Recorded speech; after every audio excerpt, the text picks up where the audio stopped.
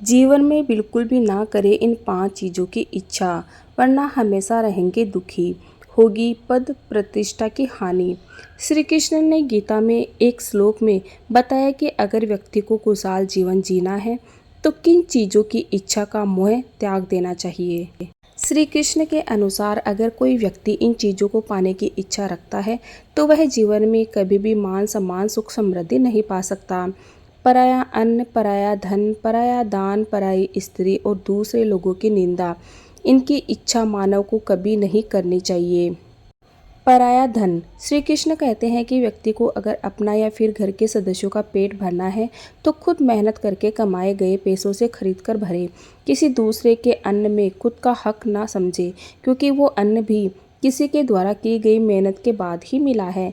ऐसे में अगर आप पराया अन्न की इच्छा रखते हैं तो स्वास्थ्य पर अच्छा असर नहीं पड़ता है।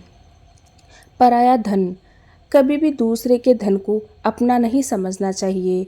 अगर आपने किसी का धन छल से ले लिया है तो उससे कई गुना अधिक चुकाना पड़ सकता है। यह धन स्वास्थ्य, शिक्षा या फिर किसी अन्य तरह से खर्च हो सकता है।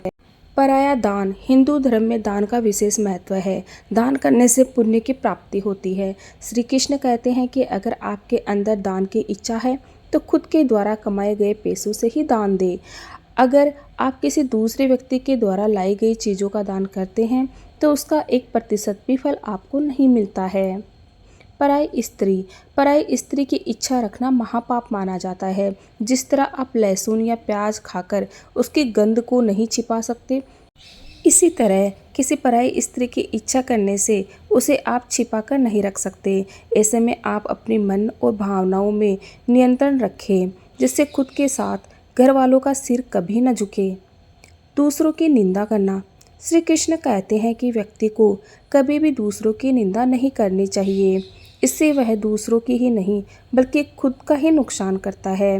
निंदा से किसी भी मनुष्य की बर्बादी शुरू हो जाती है, वह दूसरों के सामने बुरा साबित हो जाता है। इसके साथ ही लोग उसके ऊपर किसी भी तरह का विश्वास, प्रेम नहीं रखते हैं। अगर आप श्री कृष्ण के सच्चे भक्त हैं तो आप कभी भी इन 5 चीज़ों की इच्छा कभी नहीं रखेंगे। जय श्री कृष्णा। वीडियो अच्छा लगे तो लाइक से सब्सक्राइब जरूर कीजिएगा। Okay, thank you everyone.